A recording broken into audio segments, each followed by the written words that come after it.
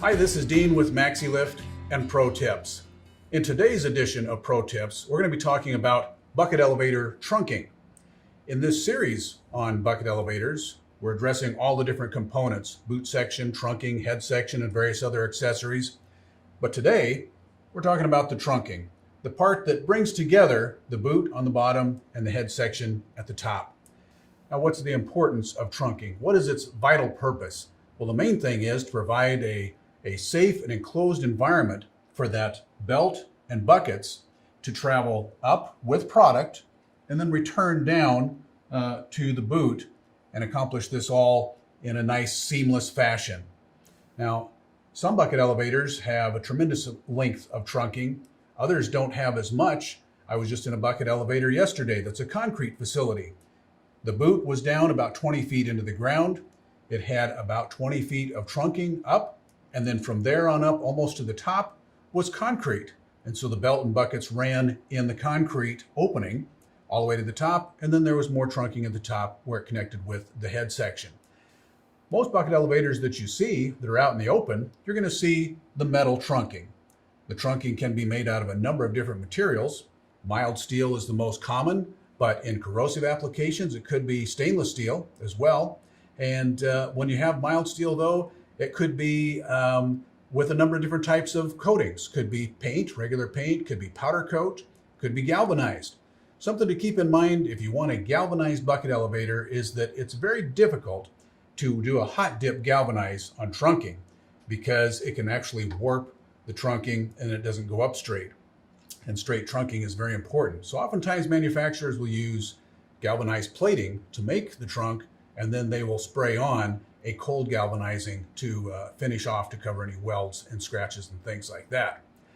The other important feature, don't want to forget, and that is that it must be straight. The bucket elevator must go up and down straight. And so from the factory, you can actually get the bracing pieces to be installed at the factory to make sure that they are all fitted squarely, and so that as it goes up, there's no movement, there's no swaying, there's no bending back and forth.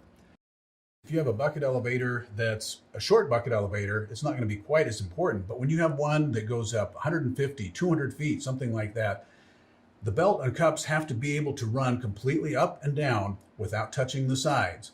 Now, generally, your bucket is a certain width. The belt is going to be about an inch wider, maybe a couple inches.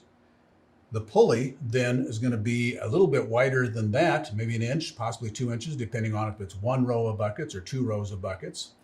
The trunking has to be wide enough to accommodate that with giving a little bit of room, a little leeway in there so that if it does happen to get over to the side, it doesn't touch.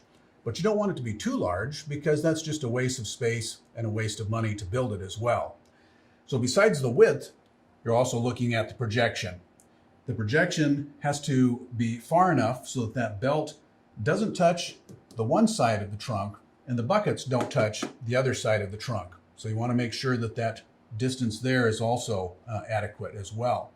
Now, sometimes you might see a bucket elevator that doesn't have two pieces of trunking like this. Instead, it just has just one big, entire solid shape there anyway. It's not solid, but that happens because oftentimes you might have a product that is sticky, like fertilizer, or hot, like flaked corn, or something like that, in which you want to have more room in between.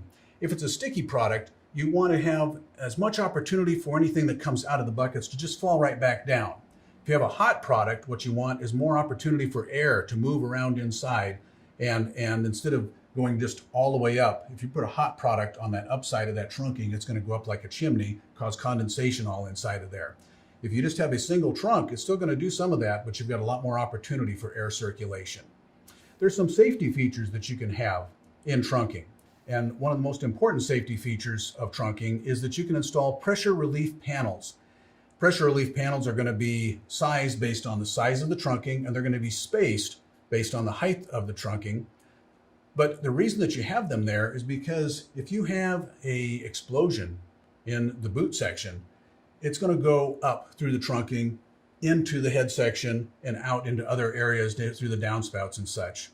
I was doing a bucket elevator inspection just a few weeks ago, came across a place where they had years ago, this was an old bucket elevator, they'd been doing maintenance on an auger that fed into the boot section. and it was turned off, everything was off, but they didn't have a hot work permit because they didn't even have those back then. This is about 20 years or so. I guess they were available, but this place didn't have them. And so they were welding. The sparks went down, caused an explosion in the boot. That explosion moved up through the trunking and actually poofed it out. The explosion continued up through the head section and out through a downspout, and flames came out the loadout spout.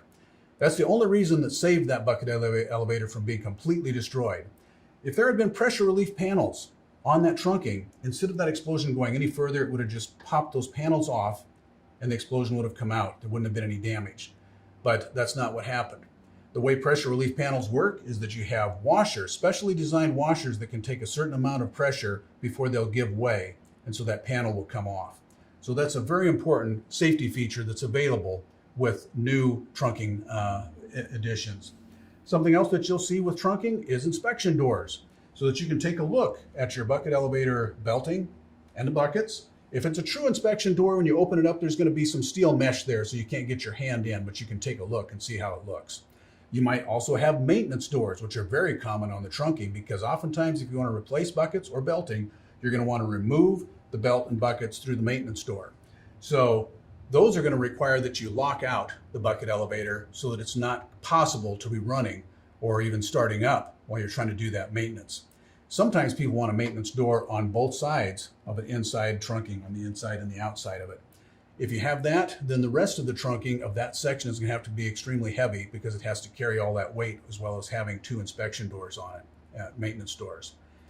So there's a lot of features with bucket elevator trunking that are important to remember, and they're vital for your bucket elevator to work properly and for all the components to work safely and have a long life. A lot of things to keep in mind when it comes to bucket elevator trunking.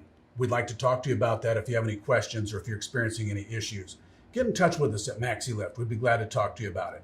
This is Dean with Maxi-Lift and Pro Tips. Thanks for watching.